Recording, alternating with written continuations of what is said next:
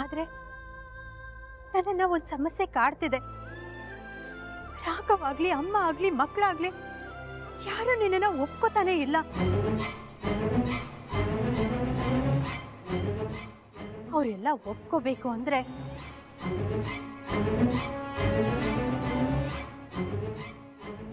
ನಾನು ಈ ಮನೆ ಬಿಟ್ಟು ಹೋಗ್ಬೇಕು.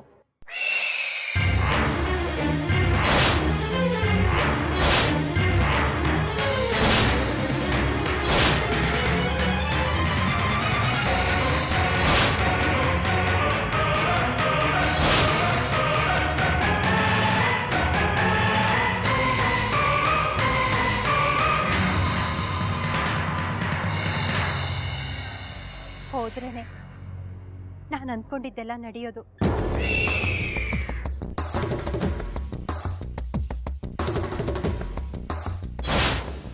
ಲಕ್ಷ್ಮಿ, ಹುಚ್ಚುಚ್ಚಾಗಿ ಏನೇನೋ ಮಾತಾಡ್ಬೇಡ. ನೀನ್ ಮನೆ ಬಿಟ್ಟು ಹೋಗೋದ್ರಿಂದ ಸಮಸ್ಯೆ ಎಲ್ಲ ಬಗೆಹರಿಯೋದಿಲ್ಲ. ಮೀರಾ ಮನೆಗೆ ಬಂದು ಲಕ್ಷ್ಮಿನ ಆಚೆ ಹಾಕಿದ್ಲು ಅಂತ ಹೇಳ್ತಾರೆ. ನೀನ್ ಅನ್ಕೊಂಡ್ ರೀತಿ ನನಗೆ ಯಾರು ಹತ್ರ ಆಗಲ್ಲ, ದೂರ ಆಗ್ತಾರೆ. ಮೀರಾ, ನಿನ್ನೆವರೆಗೂ ನನ್ನ ಮನಸ್ಸಲ್ಲೂ ಇದೇ ಪ್ರಶ್ನೆ ಕಾಡ್ತಿತ್ತು. ಆದ್ರೆ ಹಾಗೆಲ್ಲ ಏನೂ ಆಗಲ್ಲ, ಎಲ್ಲ ಸರಿ ಹೋಗುತ್ತೆ ಕಣೆ. ಇನ್ನು ನಾನು ಯಾಕೆ ಮನೆ ಬಿಟ್ಟು ಹೋಗಿಲ್ಲ, ಹೋಗೋ ನಿರ್ಧಾರ ಯಾಕೆ ಮಾಡ್ತಿಲ್ಲ ಅಂತ ನನಗೆ ಗೊತ್ತಾಗ್ತಿರ್ಲಿಲ್ಲ. ಆದ್ರೆ ನಿನ್ನೆ ನೀನು ನಡ್ಕೊಂಡಿದ್ದ ರೀತಿ ನೋಡಿದ್ರೆ ನಾನು ಈ ಮನೆ ಬಿಟ್ಟು ಹೋದ್ರೇನೆ ಎಲ್ಲರೂ ನೀನು ಒಪ್ಕೋತಾರೆ, ನಿನ್ನ ಜೊತೆ ಹೊಂದ್ಕೊಂಡು ಹೋಗ್ತಾರೆ ಅನ್ನೋ ನಂಬಿಕೆ ಬಂದಿದೆ. ನನ್ನ ಸಾವನ್ನ ಯಾರ ಕೈಯಿಂದನೂ ತಪ್ಸೋಕ್ ಸಾಧ್ಯ ಇಲ್ಲ. ಇವತ್ತಿಲ್ಲ ನಾಳೆ ನಾನು ಸಾಯೋದಂತೂ ಖಂಡಿತ. ಆದ್ರೆ ನನ್ನ ಮನೆಯಲ್ಲೇ ಸತ್ರೆ ಅದು ನನ್ನ ಸಂಸಾರನ ತುಂಬಾ ಕಾಡುತ್ತೆ. ಇದೆಲ್ಲ ನೋಡ್ತಿದ್ರೆ ನಾನು ಹೋಗೋದೇ ಒಳ್ಳೇದು ಅನಿಸ್ತಿದೆ. ಲಕ್ಷ್ಮಿ, ಪ್ಲೀಸ್ ಆ ರೀತಿ ಎಲ್ಲ ಮಾತಾಡ್ಬೇಡ. ಪ್ಲೀಸ್ ಮೀರಾ, ನನ್ನನ್ನು ತಡಿಬೇಡ. ಅಲ್ಲ ಮೀರಾ, ನಾನು ಹೋಗೋ ಜಾಗ, ನಾನು ಇರೋ ಜಾಗ ನಿನಗೆ ಮಾತ್ರ ಹೇಳ್ತೀನಿ. ಅದನ್ನ ಯಾವುದೇ ಕಾರಣಕ್ಕೂ ಯಾರಿಗೂ ಹೇಳ್ಬಾರ್ದು.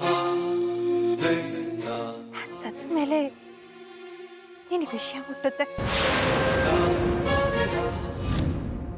ಯಾವುದೇ ಕಾರಣಕ್ಕೂ ನಾನು ಸತ್ತ ವಿಷಯ, ನನಗೆ ಕ್ಯಾನ್ಸರ್ ಇರೋ ವಿಷಯ ಮಕ್ಕಳಿಗಾಗ್ಲಿ ಅಮ್ಮಂಗಾಗ್ಲಿ ಗೊತ್ತಾಗ್ಬಾರ್ದು. ನೀನ್ ರಾಘವನ್ನ ಮಾತ್ರ ಕರ್ಕೊಂಡು ಬರ್ಬೇಕು. ಅಮ್ಮ ದೇವಸ್ಥಾನಕ್ಕೆ ಹೋಗಿದ್ದಾಳೆ, ಇವತ್ತಿಲ್ಲ ನಾಳೆ ಬರ್ತಾಳೆ ಅನ್ನೋ ನಂಬಿಕೆಯಲ್ಲೇ ನನ್ನ ಮಕ್ಕಳು ಬದುಕಬೇಕು. ಅಲ್ಲ ಲಕ್ಷ್ಮಿ, ನೀನ್ ಹೊರಟೋಗ್ಬಿಟ್ರೆ ಎಲ್ಲ ಸಮಸ್ಯೆಗಳ ಬಗೆಹರಿಯುತ್ತ? ಖಂಡಿತ ಇಲ್ಲ ಕಣೆ.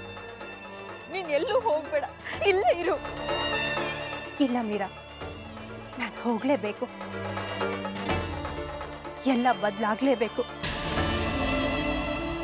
ನಾನು ಹೇಳಿರೋ ವಿಷಯನ ಯಾರಿಗೂ ಹೇಳಲ್ಲ ಅಂತ ನನಗೆ ಮಾತು ಕೊಡು.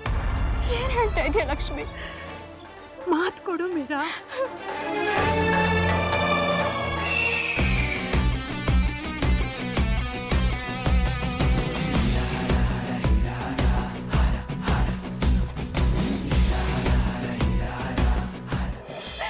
ಮಾತು ಕೊಡು ಮೀರಾ.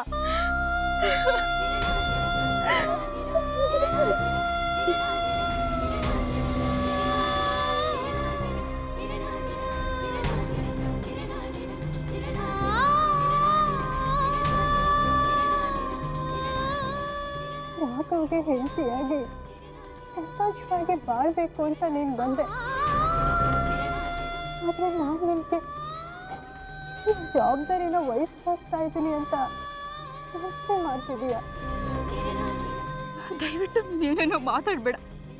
ನೀನ್ ಎಲ್ಲೂ ಹೋಗ್ಬಾರ್ದು ಲಕ್ಷ್ಮಿ, ಇಲ್ಲೇ ಇರ್ಬೇಕು. ಮೀರಾ, ನಿಮ್ಮನ್ನೆಲ್ಲ ಬಿಟ್ಟು ಹೋಗೋಕೆ ನನಗೂ ಆಸೆ ಇಲ್ಲ. ಆದ್ರೆ ನನ್ನ ಕರ್ಕೊಂಡು ಹೋಗ್ಬೇಕು ಅಂತ ಇದೇ ನಿರ್ಧಾರ ಮಾಡಿಬಿಟ್ಟಿದೆ. ಯಾವ್ಯಾವ ಟೈಮಲ್ಲಿ ಏನೇನು ಹಾಕಬೇಕೋ ಅದು ಹಾಗೆ ಆಗತ್ತೆ.